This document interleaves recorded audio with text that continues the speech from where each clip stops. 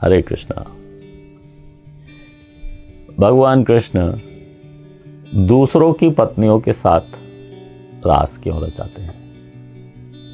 ये एक बहुत पेचीदा प्रश्न है, लेकिन इसका उत्तर बहुत सिंपल है, सरल है। कोई भी स्त्री किसी की भी पत्नी हो सकती है, लेकिन फिर भी वो भगवान के भी सबसर्विएंट पत्नी, सर्वेंट, गर्लफ्रेंड कुछ भी हो सकती है, क्योंकि हर किसी के जीवन के दो एस्पेक्ट हैं। अगर हम ये समझें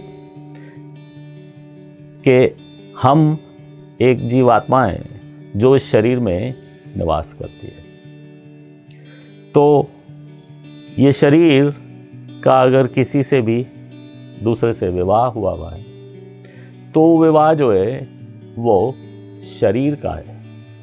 मेरी आत्मा का किसी दूसरी आत्मा से विवाह नहीं हो सकता। किसी की भी आत्मा का किसी दूसरी आत्मा से विवाह नहीं हो सकता।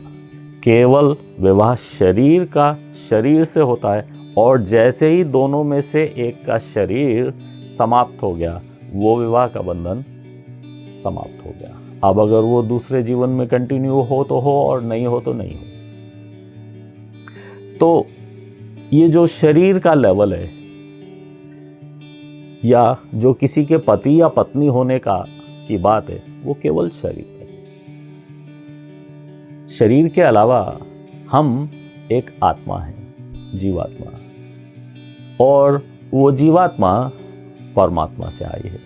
कृष्ण वो परमपिता परमात्मा है। तो ये आत्मा का परमात्मा से जो संबंध है वो हमेशा बना रहता है।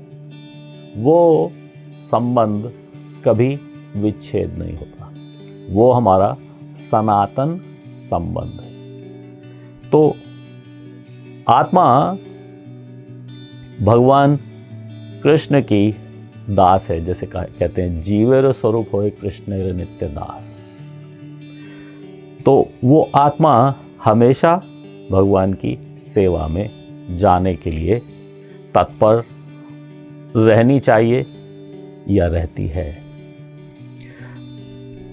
तो जैसे हमारा जीवन के दो भाग हैं, हम इस समय इस शरीर में भी हैं, तो हम उस पति या पत्नी के साथ संबंध में बंधे हुए हैं जब तक ये शरीर है, और हम एक आत्मा भी हैं। तो उस आत्मा का जो रिलेशन है, संबंध है, वो सीधा परमपिता परमात्मा से है। इसलिए ऐसा नहीं कहा जा सकता कि कृष्ण ने किसी दूसरे की पत्नियों के साथ नृत्य किया या रास किया।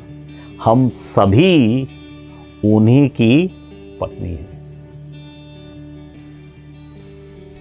होपफुली सबको ये बात समझ में आएगी। Thank you. हरे कृष्ण। ऐसे ही और भक्तिमय कार्यक्रमों के लिए देखिए हरे कृष्णा टेलीविजन।